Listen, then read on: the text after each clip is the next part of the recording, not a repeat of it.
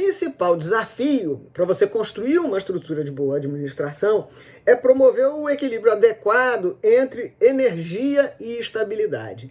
E essa ideia é uma ideia preciosa para a gente pensar, isso tem que escrever no espelho do banheiro de manhã, né? Como promover o equilíbrio entre energia e estabilidade na administração pública.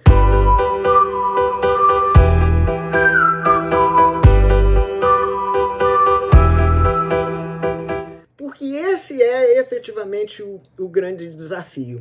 Porque se de um lado a administração pública precisa ter estabilidade para assegurar valores que são caríssimos, como a continuidade dos serviços, a segurança jurídica, né, a garantia de direitos.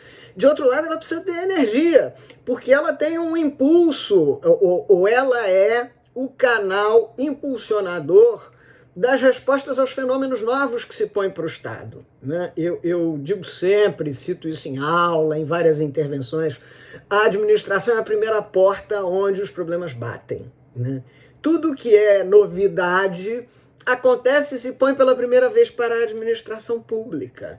E a administração pública tem que dar resposta e tem que dar resposta rápida, portanto ela precisa desta energia criadora, inovadora. Né?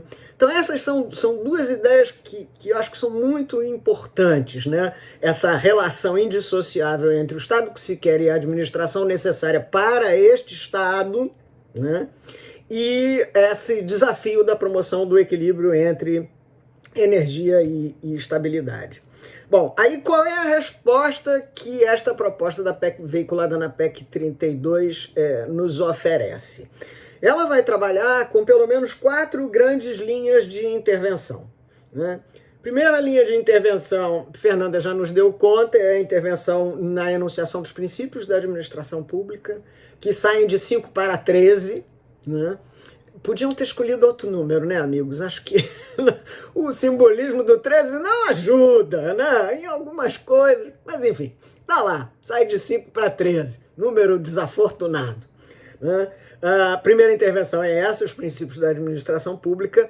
Há uma segunda linha de intervenções que está relacionada à dimensão subjetiva da administração, e aí, portanto, servidores públicos, mão de obra que invertida para a execução das atividades da administração.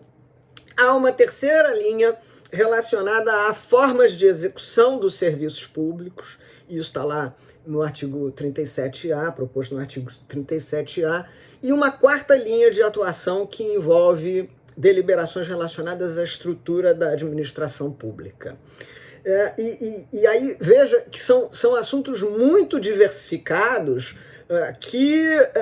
enfim, nos quais, em algumas das intervenções a gente consegue entender com mais clareza, outras com menos. Né? No campo da principiologia, por exemplo, eu tenho escrito ensaios, né, de comentários sobre a PEC 32, que estão disponibilizados, meu pequeno momento comercial, Fernanda, os ensaios estão disponibilizados na minha página do Academia Edu, você procurar Academia Edu Vanice Vale, está tudo lá. Né? Tenho escrito ensaios e há um sobre essa questão dos princípios, e aí eu digo que alguns são redundantes e outros são preocupantes. Né? Então, nós temos redundâncias, por exemplo, quando vai a PEC 32 e a impessoalidade que já tínhamos vai e acrescenta a imparcialidade. Né? Tem uma certa dificuldade de descobrir qual é a diferença, né?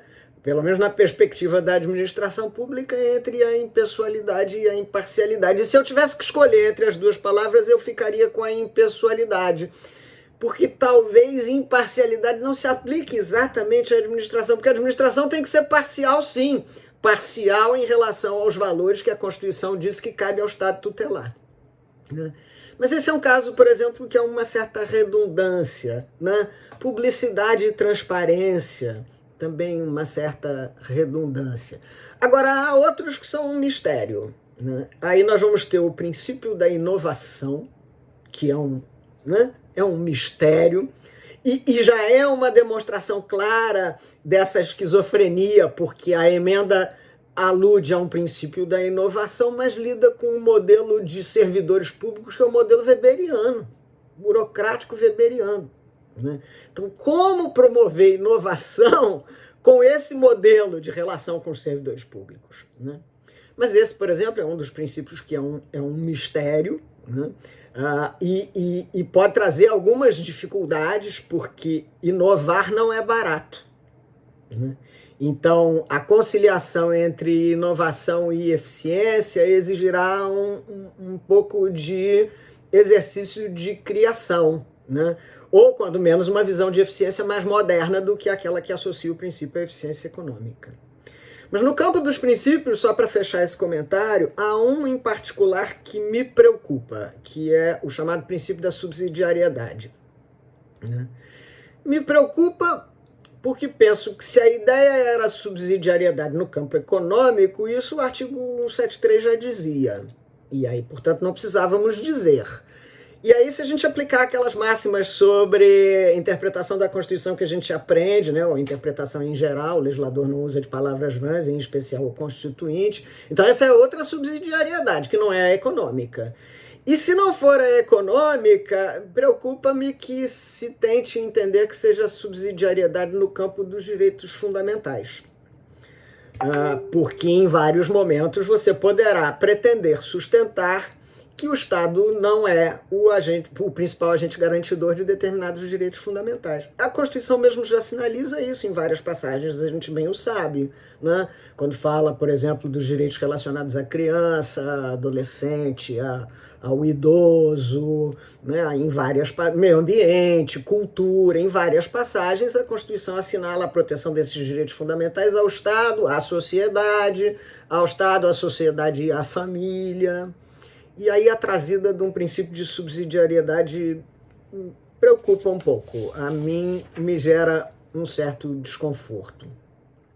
Mas antes, viu o vídeo? Gostou do comentário? Quer saber mais? Então subscreve o canal. Vai lá, tem um retângulozinho escrito subscribe. Aí você clica e depois toca o sininho, que aí toda vez que entrar material novo você vai receber uma notificação. E assim a gente continua trocando ideias. Vai lá, subscreve.